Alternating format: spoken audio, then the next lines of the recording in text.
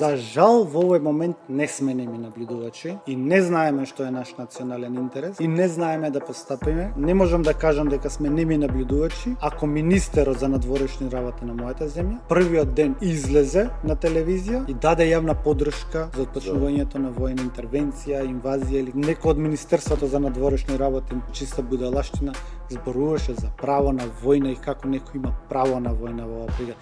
Нас како земја едноставно не ни одговара војна, не ни одговара промени на граници, не ни одговара промена на текови, затоа што сето тоа станува опасна игра за нас. И ние, како држава, да си дозволиме да заземеме страна е многу опасно, многу ризично, затоа што немаме никаква моќ да се одбраниме, како што во моментот американските бази во овие земји се станати цел како мет. Тогаш зошто министерот за надворешни работи во мојата држава дозволува јас и ти да станеме мет? Која е потребата од таква изјава?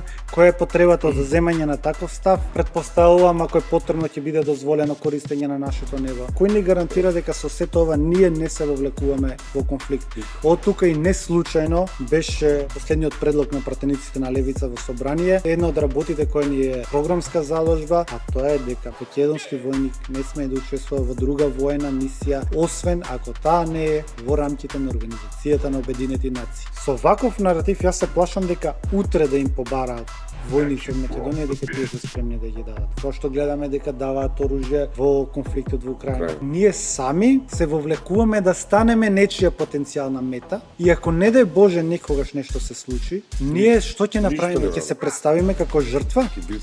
Ние нема да бидеме нечија жртва, ние ќе бидеме жртва на сопствената политика и на сопствените лидери кои сме ги поставили на овие позиции.